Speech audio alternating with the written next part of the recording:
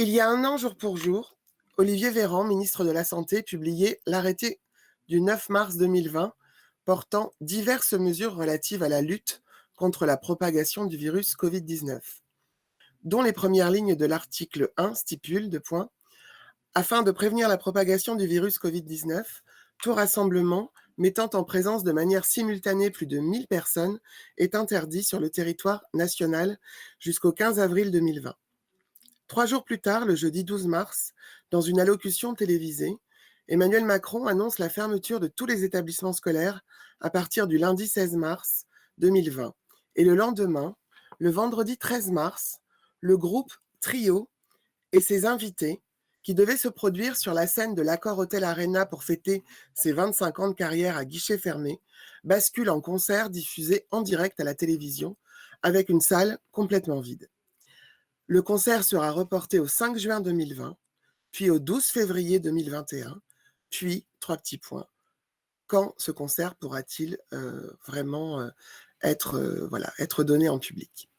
Ce concert atypique, parmi d'autres événements, a été l'un des déclencheurs pour entamer un suivi régulier des pratiques musicales en temps de Covid, relayé sur les réseaux sociaux ou dans les médias traditionnels, accompagné d'une campagne d'archivage sur l'actualité généraliste et culturelle de presse liée à la crise sanitaire. Au-delà d'une compréhension globale des enjeux, à la fois sanitaires, politiques et économiques, cette activité de recherche quotidienne que nous avons fait nous a permis de prendre la mesure de l'importance et de la diversité des expériences musicales en temps de Covid. C'est donc à cela que le projet Musicovid est consacré. Nous allons donc vous présenter une communication à trois voix en 4 grandes parties. D'abord, nous allons vous présenter le projet. Ensuite, l'état d'avancement de la recherche avec son contexte et la question méthodologique. Après, nous allons vous présenter des premiers résultats autour du triptyque s'adapter, résister, innover. Et enfin, une conclusion provisoire en lien avec le thème du webinaire, une nouvelle normalité pour la culture, les médias et la communication. Donc, je passe tout de suite la parole à mes collègues Solveig Serre et Luc Robben pour la présentation du projet. J'y vais, je commence? Allez, Solveig, c'est toi qui commence. Allez, je me remets. Alors, en mars 2020, le confinement a brutalement mis un terme aux activités musicales vivantes, concerts, tournées, festivals, et a largement freiné, sinon rendu impossible, la matérialisation et la publication des œuvres discographiques, la fabrication, la diffusion, l'accompagnement des sorties et la promotion des disques en tournée, etc. Au mois de mai 2020, le déconfinement progressif a quant à lui été marqué par un contrôle sans précédent, en temps de paix, de l'espace public et des libertés individuelles. Les discours sanitaires et politiques ont fait de la musique un territoire à haut risque, justifiant le contrôle, voire l'interdiction, d'ouverture des lieux dans lesquels l'expression musicale vivante, j'ai lu quelque part le terme de culture de sortie que j'ai trouvé horrible, quelles que soient les esthétiques proposées, suscite potentiellement l'émotion, le mouvement, le contact, en somme, toutes les choses qui sont consubstantielles au live et à la scène. Dans ce contexte unique, unique en tout cas depuis très très longtemps, les expériences musicales se sont reconfigurées entre adaptation, résistance et innovation. Alors l'idée de ce projet, c'est de placer en son centre une étude fine, en temps réel, ce qui est une difficulté mais aussi un défi, les modes d'adaptation, de résistance et d'innovation des musiciens au sens large, à la fois les amateurs et les professionnels, donc des musiciens et de leur public face à la crise sanitaire, et de faire de ces expériences in situ le socle de connaissances à construire pour réfléchir à l'après. En plaçant au centre de l'étude les musiciens et le tissu relationnel qui contribuent au développement des œuvres, ainsi que les relations inédites des artistes à leur public, Cécile, Luc et moi souhaitons à la fois dresser un bilan de la conjoncture musicale en temps de crise sanitaire et de réfléchir aux enseignements qu'elle participe à produire à partir des expériences musicales et de leur capacité à penser, P-A-N-S-E-R, on reprend la terminologie de Bernard Stiegler, à penser le lien social. Donc c'est à cette France de la musique qui subit de plein fouet la crise sanitaire, qui s'adapte, qui résiste et qui innove que notre projet de recherche est consacré. Quelques questions auxquelles il nous faudra bien répondre. Quelles expériences musicales ont pu émerger? Quels impacts la crise sanitaire a-t-elle eu sur les musiciens et sur leur public? Comment inventer les moyens de vivre et de faire vivre la musique en France alors que tout semble s'opposer à une libre pratique musicale?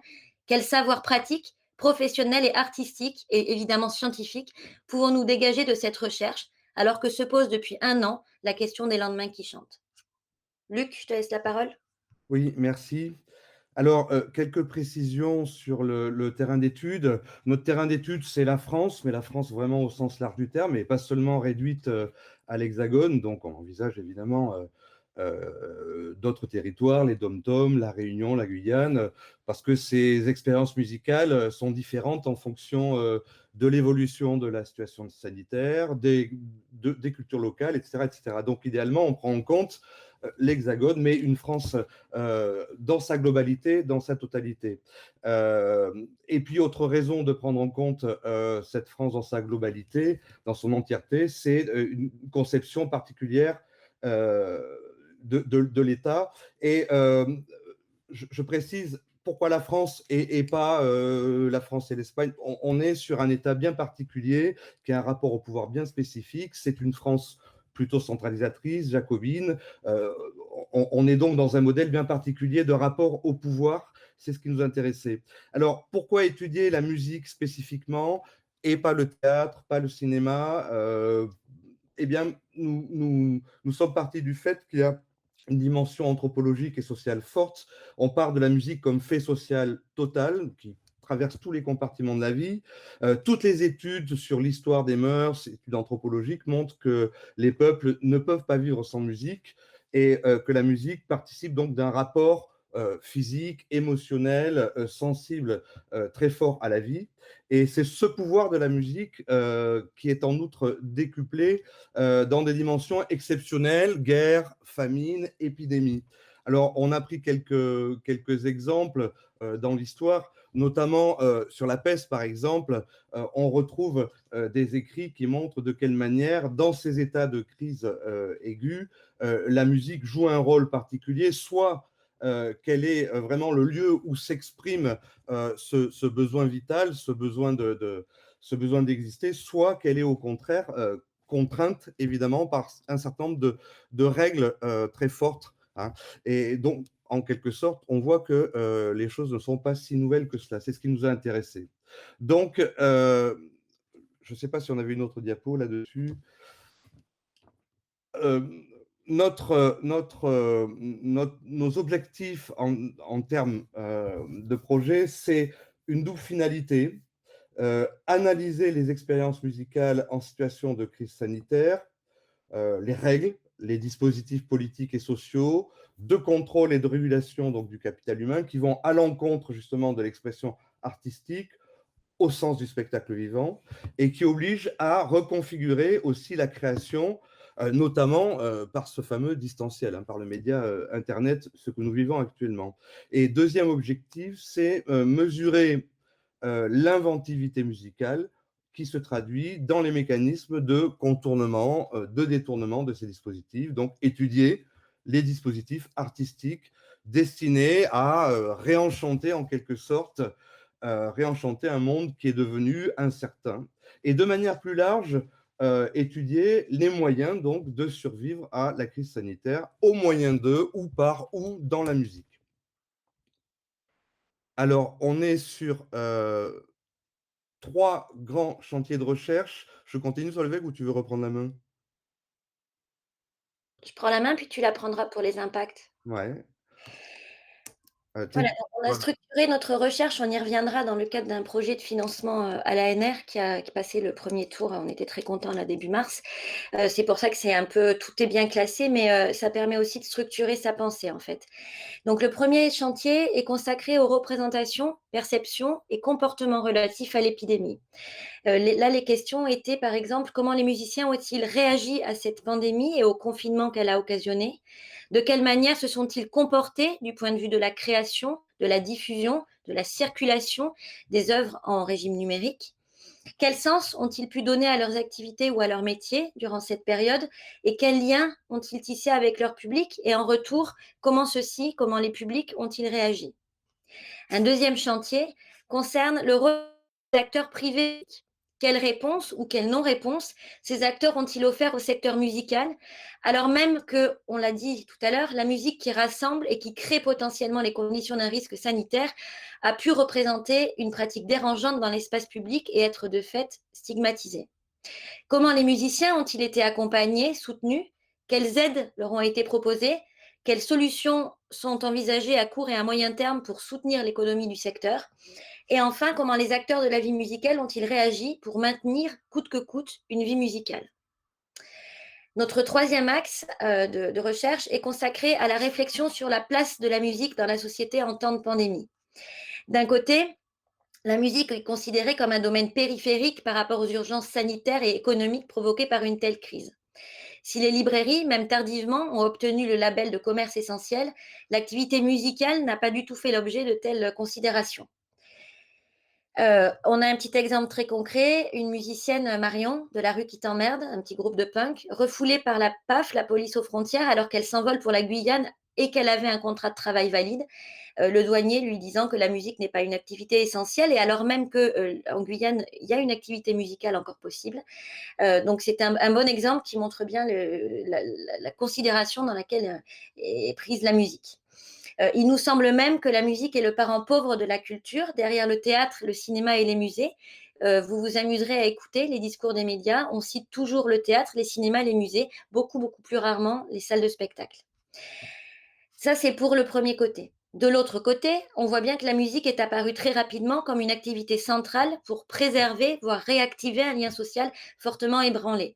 Avec la musique au balcon ou sur la toile, avec toutes les petites images des gens qui font de la musique en même temps, de la sphère intime à l'échelle collective, les musiciens ont eu le rôle aussi de ceux qui apportaient du réconfort et de l'espoir, et qui ont aussi offert aux citoyens la possibilité de prendre conscience de leurs droits culturels et plus largement à la société une opportunité de concevoir la crise comme tremplin capable de recréer une expérience participative de la démocratie. Notre projet, dernier aspect, souhaite historiciser cette problématique, c'est-à-dire mettre en perspective la place de la musique dans une société en crise, musique-Covid, avec les expériences du passé. Luc en a parlé avec, par exemple, la peste dont il parlait, dans la mesure où les archives nous montrent d'ores et déjà sur le temps long que la situation n'est pas du tout nouvelle et que donc ce qu'on a tendance à penser comme unique en réalité ne l'est pas du tout, et que ça s'inscrit dans une série de continuités et probablement de discontinuités très très fortes qu'il faudra aussi analyser. Luc, je te laisse la parole. Oui, alors on avait mis 3 lignes sur l'équipe, association de 3 chercheurs, Cécile Prévost-Thomas qui a ouvert, qui est sociologue, maître de conférence à la Sorbonne Nouvelle, Paris 3, donc moi-même, Luc Robin. Moi, je suis professeur à l'université de Bordeaux, je suis historien, je suis également musicien et j'appartiens à un labo de Paris 3, à Talim. Et Solveig, qui vient de parler, qui est chargé de recherche, habilité à diriger des recherches au CNRS et qui est membre du CESR, donc rattaché à l'Université de Tours et qui est historienne et musicologue. Voilà notre petite équipe de base. Alors, pourquoi, à quoi ce projet va servir? Il faut toujours se poser la question, à la fois d'un point de vue, je dirais, scientifique, construction des connaissances, mais aussi sur des enjeux de société. Première, on a identifié plusieurs aspects importants. Premièrement, sauvegarder la mémoire des expériences musicales en temps de Covid. Nos enquêtes, en recueillant des données auprès des acteurs de terrain, musiciens, acteurs des scènes et publics de la musique, doivent permettre de fixer, tout en l'analysant, l'essence d'un moment en quelque sorte, c'est-à-dire le relevé des expériences et des pratiques, les commentaires, les réactions, les représentations associées à ces expériences, et contribuer ainsi non seulement à comprendre le sens que les acteurs donnent à leurs pratiques, à leurs actes, mais également enregistrer donc les conditions matérielles, symboliques de leur création, de leur réalisation, de leurs expériences musicales. Donc la collecte, hein, sauvegarder la mémoire des expériences musicales en temps de Covid. Deuxième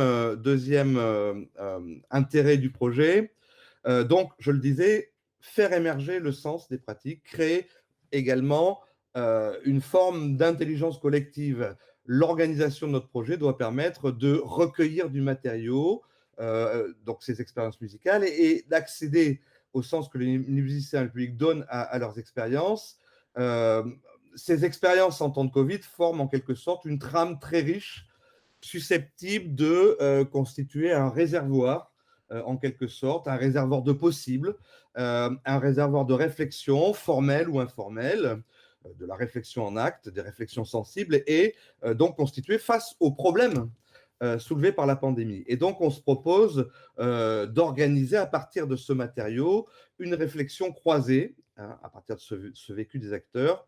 Le cadre de cette réflexion sera celui, alors d'un point de vue très pratique, de journées d'études que nous allons organiser, permettant la rencontre, les échanges, les débats, les comparaisons, hein, entre situations, points de vue, expériences vécues, problèmes rencontrés, problèmes anticipés, embryons de solutions, solutions éprouvées. Il s'agit donc d'organiser, de superviser ainsi la naissance d'une réflexion commune sur la base du partage, de l'échange, et de privilégier donc des dynamiques de l'intelligence collective. Et puis, troisième enjeu, réfléchir également à la fracture musicale créée par la situation sanitaire. Nos travaux préliminaires montrent d'ores et déjà que les musiciens les moins touchés par cette crise seront ceux qui disposent de ressources économiques importantes en termes de vente et symbolique, reconnaissance, visibilité, célébrité, donc qui disposent déjà d'un crédit important et leur permettant de capitaliser sur ce succès en quelque sorte et d'attendre des jours meilleurs et de reporter des événements dans la longue durée plusieurs fois.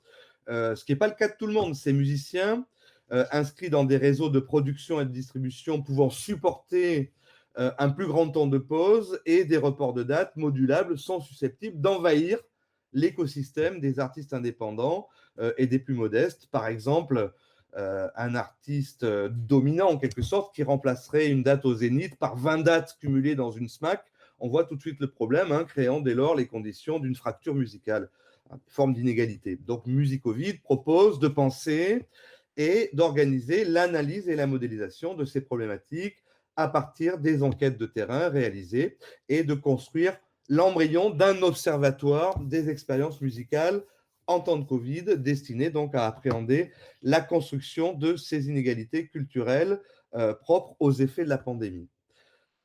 Quatrième point, proposer un modèle global d'analyse et d'intervention dans le champ culturel.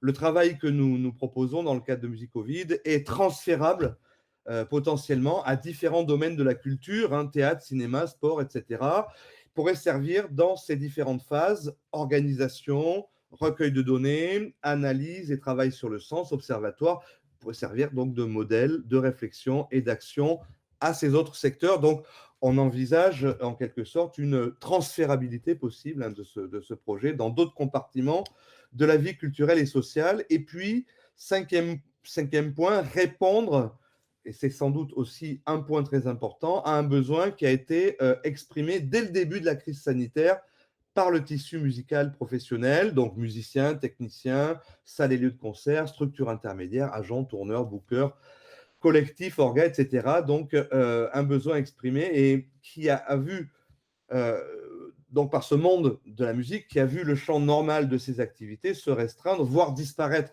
purement et simplement, tout en ayant le sentiment d'un relatif abandon, hein, et peut-être qui reste peut-être à questionner de la part des pouvoirs publics. En ce domaine, mis à part une réponse politique provisoire concernant les intermittents du spectacle et des promesses de renflouement strictement économique, hein, pour pallier l'urgence, aide, subvention, bien peu en réalité a été fait pour penser un avenir porteur à partir d'un présent problématique et pour envisager les moyens donc de réinventer à court, moyen et long terme les possibilités de réinscrire la musique dans la cité et dans nos vies.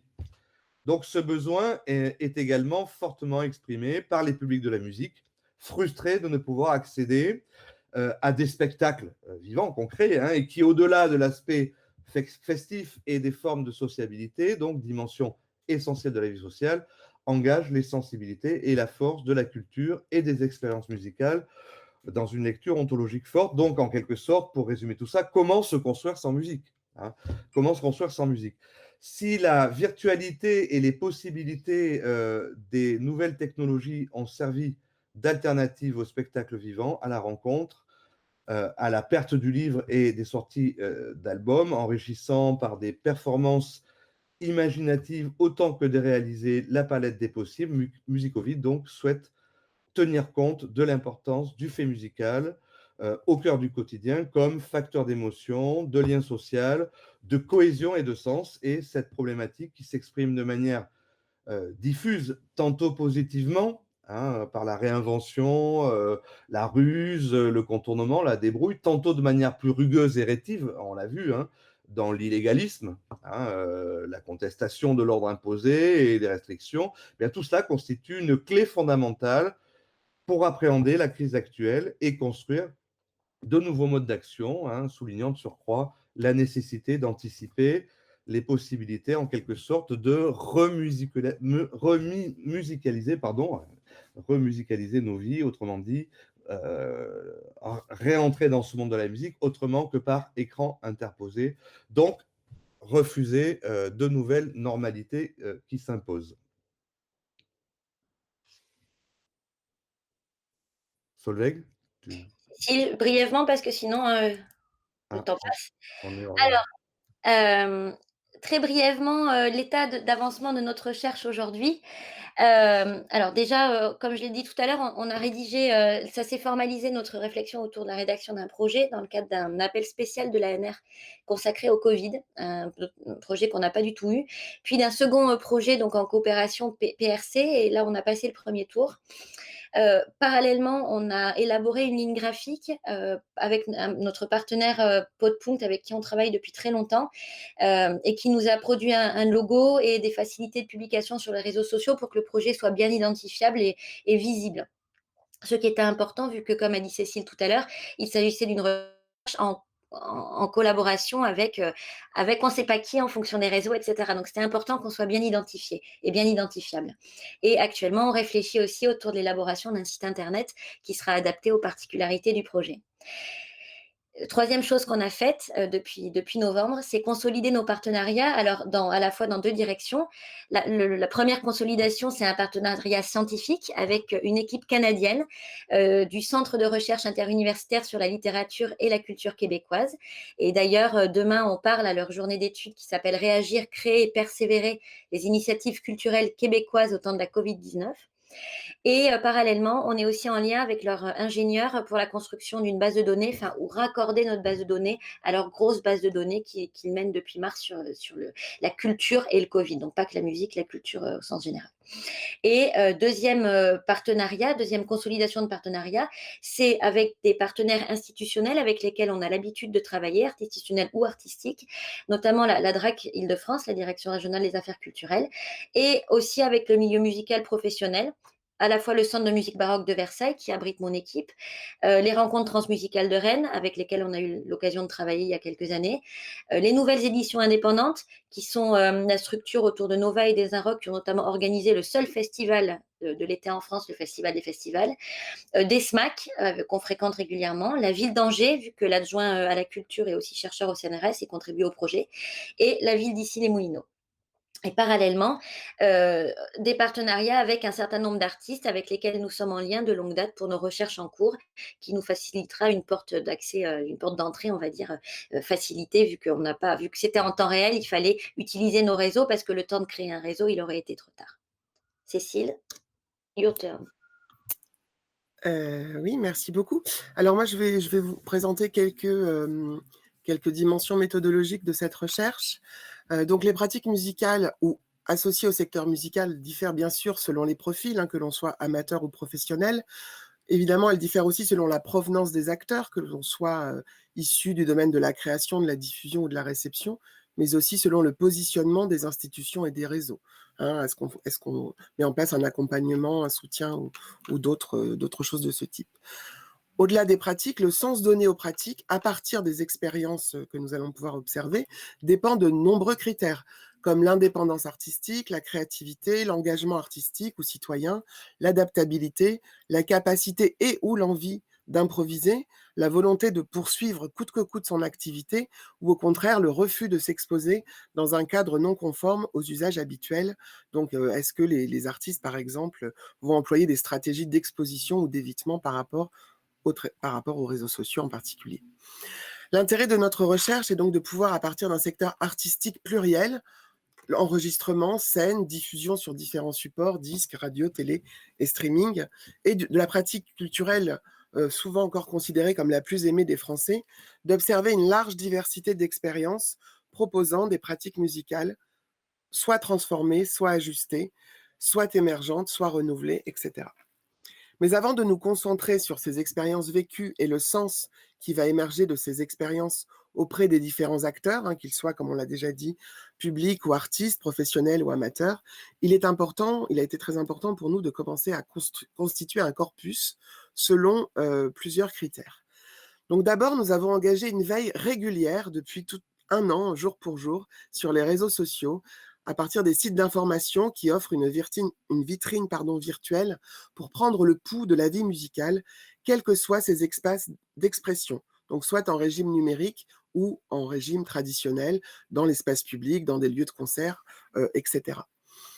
Deuxième point important pour nous, ça a été d'établir au fur et à mesure une frise chronologique.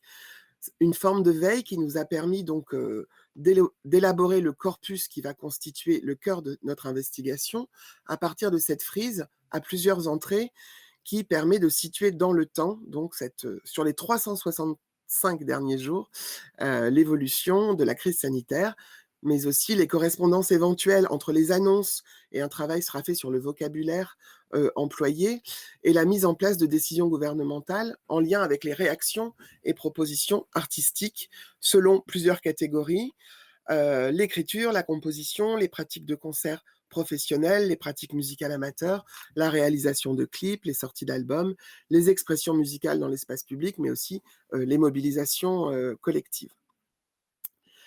Nous avons, à partir de début novembre dernier, c'est-à-dire au tout début du deuxième confinement, également mis en place un groupe Facebook sous forme de collecte participative et contributive pour collecter au fil de l'eau un maximum d'initiatives publiques et privées prises dans le secteur de la musique ou en direction de la musique, entre autres à travers le jeu des politiques publiques. Aujourd'hui, il rassemble près de 300 contributeurs potentiels qui se sont inscrits sur notre groupe, dont une vingtaine est très active. Et enfin, un dernier point que nous développerons plus tard au cours de notre recherche, c'est bien sûr la question directe du retour des expériences, qu'elles soient celles des artistes, par une série d'entretiens compréhensifs, et aussi l'analyse de témoignages des publics, par le biais des réseaux sociaux, mais aussi par la constitution d'un questionnaire selon des publics spécifiques que nous définirons ultérieurement. Donc nous voulions avant de conclure, passer à la troisième partie de notre présentation, qui est celle des premiers résultats autour donc de notre triptyque s'adapter, inscrite en tout cas au cœur de ce triptyque s'adapter, résister et innover. Donc pour le moment, nous avons réussi à catégoriser 7 types d'expériences musicales en temps de Covid, qui sont donc pour les premières d'entre elles les créations musicales, création de chansons ou autres, sur le thème du Covid-19, ou inspirées par la période du confinement, qu'elles soient individuelles ou collectives.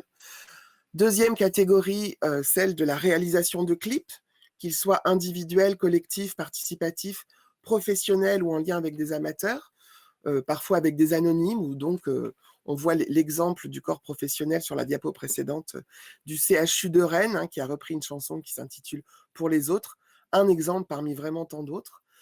Troisième type d'expérience, bien sûr, les concerts et performances sans public en streaming, où des notions de lieu, de format, d'environnement, de régularité, d'accessibilité, d'interaction, enfin voilà, plein d'indicateurs très importants pour saisir les propositions de ces concerts et de ces performances sans public.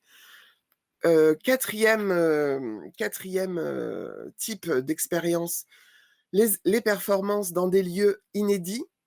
On a vu passer, enfin en tout cas on a pu observer des expériences sur les toits de Paris, dans des cours d'immeubles, sur des balcons d'artistes populaires, enfin plein d'expériences comme ça que nous avons donc classifiées dans cette catégorie. Et puis encore d'autres catégories d'expériences musicales, ce qu'on pourrait appeler les concerts résistants, qui se développent peut-être plus aujourd'hui et depuis le second confinement, les flash mobs, les chansons participatives, les chansons dans l'espace public, dans les rues, les gares, concerts autorisés ou interdits, avec en particulier l'action du chanteur HK en ce moment, qui fait le tour de toutes les villes de France et des gares également. Heu, Encore une forme d'expérience musicale collective ou individuelle, c'est la question des mobilisations au sens large, qu'elles soient prises de parole, donc sur les réseaux, tribunes, lettres écrites par des artistes, photos accompagnées de slogans, réactions en lien toujours, avec la question des décisions des pouvoirs publics. Bien sûr, un autre aspect de la question des expériences musicales, c'est le croisement des réactions, des publics par rapport aux propositions artistiques et donc à partir de là, pouvoir faire une analyse de réception, du côté des expériences musicales, des publics. Et puis enfin, cette question peut-être plus précise à partir, d'observations de sites d'artistes et de dialogues avec les internautes et les amateurs, de ces artistes-là qui s'expriment énormément sur les sites, des artistes depuis le premier confinement. Donc, en termes de premiers résultats, on vous propose de rebondir sur l'exemple du point 1, c'est-à-dire la création musicale, les créations de chansons, pour voir, la manière dont ces expériences musicales se sont déployées.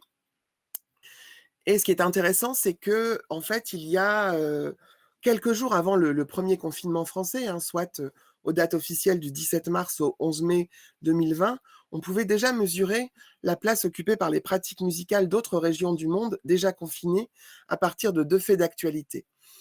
Hem, D'abord, on a vu à partir du 13 mars, donc quelques jours avant le confinement, français, la diffusion de vidéos amateurs qui montraient le peuple italien confiné, lui, depuis le 9 mars, chanter depuis ses balcons. Et nous avons pu aussi observer dès le tout début mars, un nombre croissant de chansons qui ont été écrites, créées sur le thème du coronavirus et qui ont fait leur apparition vraiment à l'échelle internationale sur les sites de streaming vidéo et audio comme YouTube et Spotify. Donc par exemple, là, le Courrier international, titrait, le 6 mars, vous voyez sur Spotify, une épidémie de chansons sur le coronavirus, avec en particulier cette chanson de Mister Cumbia, écoutée, des milliers de fois à l'époque et dernièrement, un relevé du 6 mars pardon, nous permet de voir que cette chanson a été aujourd'hui, écoutée sur le même site, Spotify de plus de 2 483 664 fois exactement.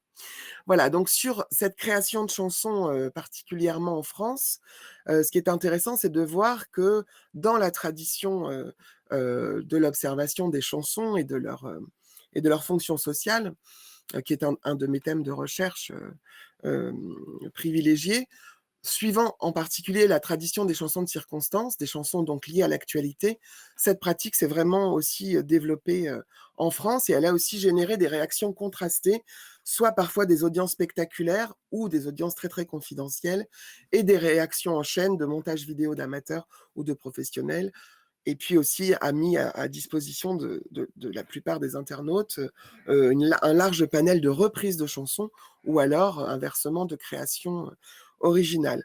Donc on peut classer ces chansons de différentes manières, des chansons qu'on pourrait appeler de prévention, comme cette chanson Corona Minus, de Aldebert, hein, qui était destinée aux écoles de France. On peut aussi, observer des chansons solidaires et caritatives comme celle de Jean-Jacques Goldman, de Calogero, d'un collectif qui avait été créé par Brigitte Macron pour la Fondation des Hôpitaux de France avec 350 personnalités. Des chansons parodiques, en particulier le phénomène des goguettes sur lequel je vais revenir très, très brièvement juste après. Des chansons critiques hein, aussi à l'égard des décisions prises par les pouvoirs publics. Je pense ici à la chanson de Pierre Perret, Les Confinis. Et puis enfin, une dernière catégorie, des chansons d'espérance et de ressourcement qui sont aussi nombreuses, comme Le jour d'après de Cyril Mekayesh, Croix au printemps de M ou Après la pluie de Zazie. Nous n'en citons que quelques-unes ici. La question des nombres de vues sur YouTube de toutes ces chansons est intéressante parce que c'est un indicateur pertinent pour comprendre justement la viralité, le succès, la popularité qui, comme je le disais juste avant, est parfois surprenante, comme avec le phénomène des goguettes, hein, les goguettes en trio mais à 4 de son vrai nom, en particulier avec la symphonie confinée des goguettes qui était une reprise de La tendresse de Bourvil par un collectif de 45 chanteurs publié le 29 mars. Et l'analyse des nombres de vues est aussi intéressante pour mesurer la place conséquente qui est accordée aux pratiques d'écoute musicale en ligne pendant le temps du confinement. Donc, on a un premier tableau là qui nous montre à 3 ou 4 reprises dans le temps le nombre de relevés de vues. Et puis, bon, je ne vais pas vraiment avoir le temps d'explorer toutes les pistes que nous propose ici ce tableau. Mais ce qui est intéressant, c'est que ce ne sont pas forcément les artistes les plus populaires qui sont les plus suivis. Hein, si je reprends l'exemple spécifique des goguettes, la crise a permis à ce quatuor en activité aujourd'hui depuis 7 ans de remporter soudainement, grâce à la diffusion numérique de ces nouvelles chansons parodiques, donc en lien avec la période du confinement, un très très grand succès populaire qui a généré par la suite l'enregistrement spécifique d'un album de 10 titres inédits qui s'appelle « Le temps béni de la pandémie ». Voilà, paru le 11 septembre 2020, qui doit être suivi d'une tournée d'une trentaine de dates pour le premier semestre 2021, mais à ce jour, la tournée est reportée au minimum au mois de juin 2021. Donc, ce qui est intéressant, c'est qu'au-delà de l'aspect rafraîchissant hein, des interprétations de ces chansons, ces artistes ont constitué avec leurs textes de vrais porte-parole d'un peuple français qui a pu se sentir déconcerté par la période incertaine traversée à l'occasion du premier confinement. Et juste un extrait de la chanson que je vais vous lire. Je ne sais pas si vous vous souvenez de cet extrait sur l'air de Vesoul, donc la chanson T'as voulu voir le salon, qui dit pour se contaminer, il faut se confiner, mais pour se déconfiner, il faut être immunisé. Pour être immunisé, il faut se faire contaminer. Pour se faire contaminer, il faut se déconfiner. C'est QFD. Bref, on était vraiment au cœur de l'imprécision du moment. Comme il nous reste 5 minutes, Solveig, peut-être que tu les gardes pour la conclusion, à moins que tu aies envie de passer un extrait, je ne sais pas. Ça dépend peut-être des questions aussi, Fabien, peut-être que tu peux nous dire si nous avons besoin du quart d'heure pour répondre aux questions ou pas. Alors pour le moment, on n'a pas de questions sur YouTube. Moi, j'aurais des questions, bien sûr, mais je vous laisse peut-être d'abord. On va prendre 2 minutes pour écouter un peu de musique, c'est quand même notre terrain, et puis je conclurai très rapidement en 2 minutes. De toute façon, vous avez bien compris qu'on n'épuisera pas la question aujourd'hui. Alors, c'est parti. Désolée pour la pub. Hein. Par mois, je vais vous expliquer en moins de 30 secondes. On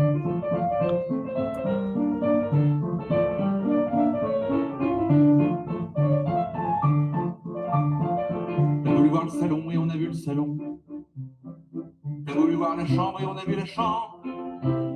T'as voulu voir le placard et on a vu le placard. T'as voulu voir la fenêtre et on a vu la fenêtre. T'as voulu voir les chiottes et on a vu les chiottes. J'ai voulu voir le balcon, on n'avait pas de balcon. Ouais, c'est con. J'ai voulu voir Arte, j'ai vu Christophe Barbier. J'ai voulu voir Romer, j'ai vu Bruno Le Maire. J'ai voulu voir Twitter, j'y suis resté 8 heures pour ou contre Raoult, je sais plus trop, j'avoue. Est-ce qu'Olivier Véran vaut mieux qu'Agnès Buzyn et Benjamin Griveaux dans tout ça, qu'est-ce qu'il fait? Je me demande bien. Oh, mais je te le dis, je regarderai pas Macron faire son allocution à 20h ce lundi. Je préfère recompter les lattes du plancher. Il y en a 48, c'est fou que le temps passe vite. Voilà. Alors, je me remets sur...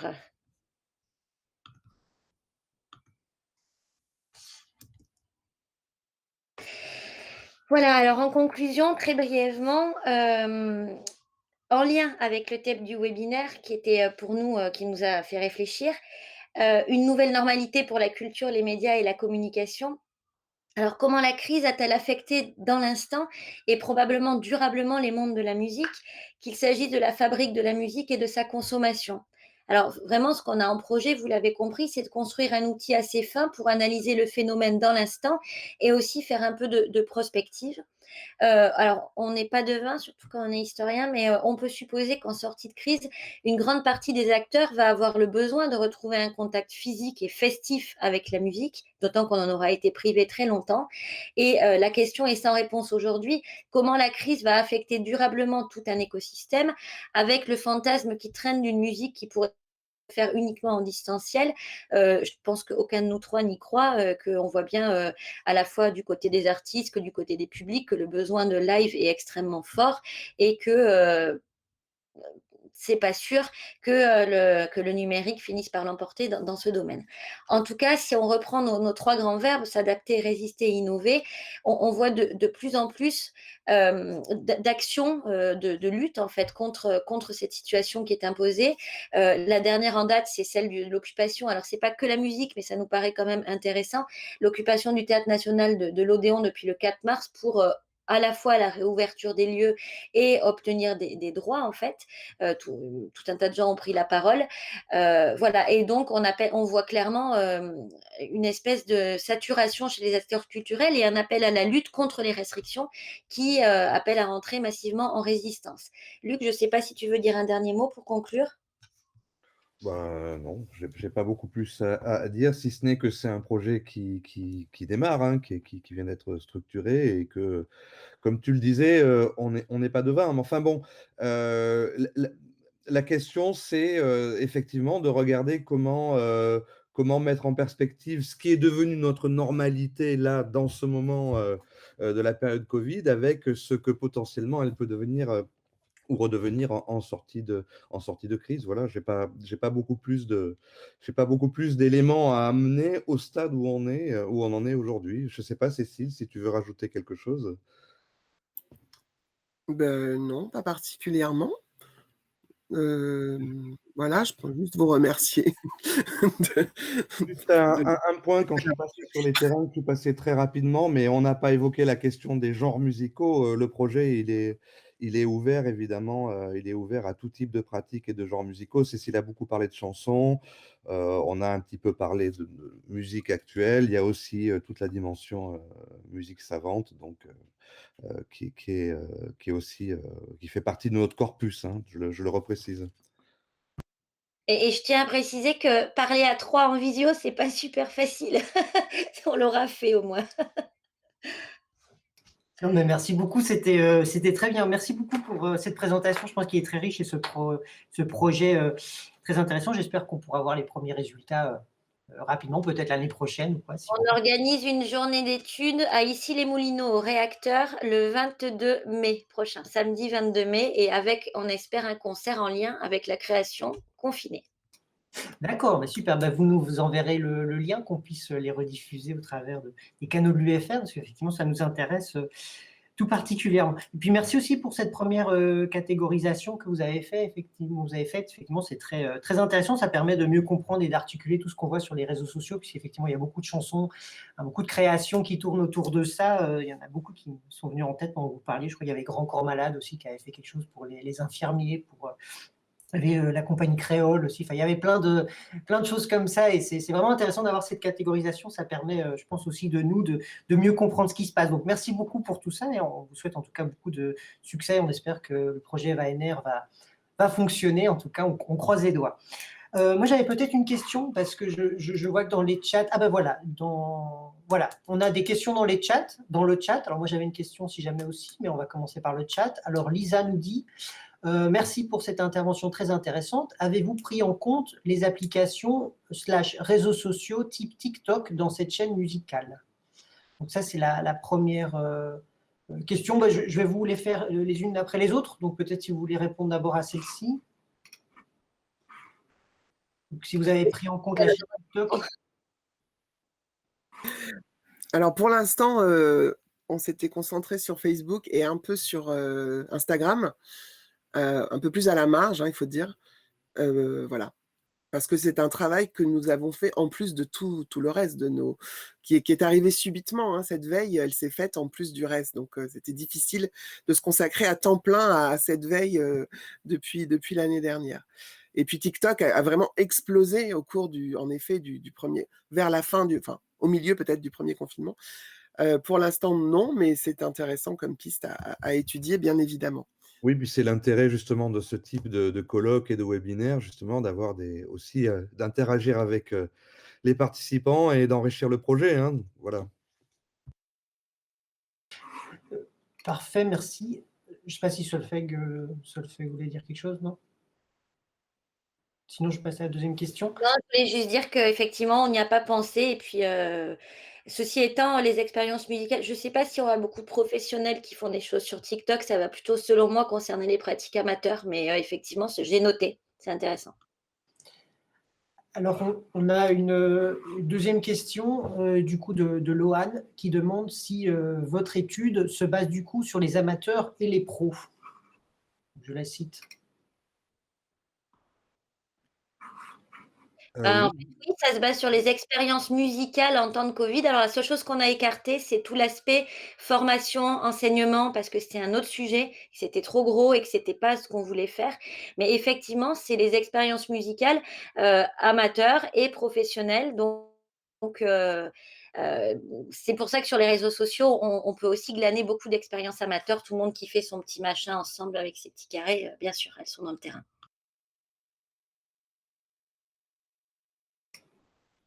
Très bien, merci. Moi, j'avais une question aussi. Du coup, bon, merci aux intervenants dans le chat.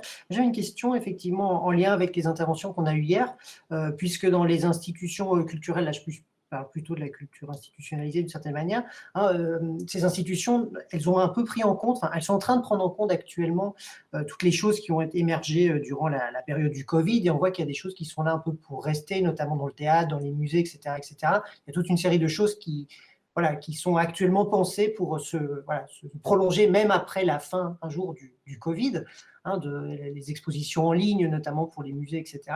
Et donc je me demandais justement pour la question de la musique, alors effectivement, on a bien compris que vous étiez dans une approche qui un peu revendiquait de revenir à des modes de fonctionnement qu'on avait avant le Covid, mais est-ce qu'on voit quand même émerger des réflexions au sein des salles de concert et autres qui se disent, ben voilà, on va peut-être quand même prolonger certaines expériences qui ont eu lieu maintenant et qui sont intéressantes, ou est-ce que pour les mondes de la musique, comme vous avez dit, on est vraiment dans une perspective de dire, bon, ben, on attend que ça finisse parce qu'on veut vraiment recommencer comme avant, et toute cette phase, cette parenthèse Covid, finalement, on veut juste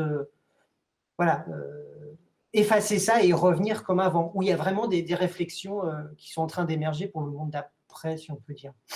Il me semble que c'est ce qu'on a dit avec Luc au début, c'est que la musique, c'est que du contact et qu'en fait, c'est que du lien, c'est du lien avec les gens et en fait, je vois pas comment, les témoignages des gens à qui on parle le disent, regarder un concert tout seul dans son salon, ça n'a rien à voir avec aller dans une salle et la sociabilité liée à la musique, on voit pas bien comment elle pourrait être remplacée par de la technologie. On voit bien toute la levée de boucliers autour des 5000 personnes en festival, sans bière, distanciées, etc., assis. Je pense que c'est. D'ailleurs, pendant quand ça a pu réouvrir là, il y a eu tout un tas d'artistes qui ont refusé de jouer parce le public était assis masqué et que ça correspondait pas du tout à l'esthétique musicale qui leur correspondait et qu'on pouvait pas du tout jouer assis masqué quand on fait du punk. On peut plus faire de pogo, il y a plus de comportement corporel autorisé. Donc nous, on n'est pas du tout. Enfin, je suis pas sûre que le streaming sera l'avenir de la musique. Cécile ou Luc? Oui, moi, je voulais juste dire qu'on revendique rien, hein, attention les mots. Nous, on essaie de porter un projet scientifique et on observe, on écoute, on travaille sur le sens. Après, on n'est pas non plus devin et on a besoin de ce temps justement du projet de l'ANR pour voir effectivement, la question est bonne, hein, de quelle manière, éventuellement, les structures, les orgas, et cetera, éventuellement, je dis bien, peuvent capitaliser. C'est quand j'évoquais la question de l'intelligence collective, de la réflexion, c'est dans ce sens-là. C'est-à-dire comment des structures peuvent capitaliser aussi ou positiver, hein, employons ce terme-là, d'une certaine manière, sur un problème, pour non seulement trouver des solutions, mais éventuellement optimiser, mais pour le coup, dans le sens du bien partagé, optimiser des systèmes de fonctionnement. Voilà, maintenant, on en est au début du projet, hein. Je ne peux pas dire plus que ça, hein, mais la question est pertinente, hein. Moi, en un mot, ce que j'ai pu observer, par exemple, du côté des orchestres, Alors, ça dépend hein, où on se situe dans le secteur public, secteur privé, subventionné ou pas. Évidemment, les pratiques vont pas du tout être les mêmes en fonction des possibilités hein, qui vont être offertes aux artistes et aux programmes, et enfin toutes les infrastructures. Mais c'est pas forcément tant du côté de la création que ça peut être pérenne, mais du côté, justement, par exemple, de la médiation de la musique. Je crois que cette période a beaucoup, en tout cas, du côté en particulier des orchestres, hein, j'ai pu observer que les orchestres se sont saisis de ce moment pour donner vraiment des outils de médiation numérique qui n'étaient pas jusqu'alors forcément très développés dans leurs institutions. Et ça, je pense que c'est aussi très intéressant pour le coup, parce que c'est la question des intermédiaires, mais c'est pas la question directement des créateurs ou des interprètes quand on a affaire à un orchestre. Et donc, il y a des choses par rapport à cette notion de normalité ou de normalisation ou de mise en route de nouveaux modes de faire que je trouve très intéressantes par rapport aussi à la médiation de la musique qui fera quelque part aussi partie des points sur lesquels on sera vigilant parce que c'est intéressant de voir comment ça peut se développer à ce Mais niveau-là. moi, je pense que même, Cécile, même à l'échelle des artistes justement et des groupes, il y a des choses qui ont changé d'ores et déjà, ne serait-ce que tu parlais de médiation, mais même en termes de communication ou d'affichage ou de visibilité ou de mise en visibilité, qui sont au départ des espèces de substituts, mais qui peuvent potentiellement devenir des outils nouveaux, effectivement, dans ce sens-là. Ah Et ouais. on parle des groupes, même des groupes de rock, enfin d'acteurs qu'on n'aurait pas forcément imaginé au départ s'engager dans ce type de démarche. Y compris sur l'apprentissage de la technologie et des outils qui Exactement. sont Ouais. disponibles. Je crois qu'on va devoir arrêter, Fabien, puisque je vois qu'il est l'heure pour vous, non? Oui, merci beaucoup pour ces réflexions très intéressantes. Donc voilà, on vous attend très prochainement pour vous nous expliquer un petit peu les résultats de tout ça. Merci beaucoup à vous Ben, Merci et beaucoup. à très merci, bientôt.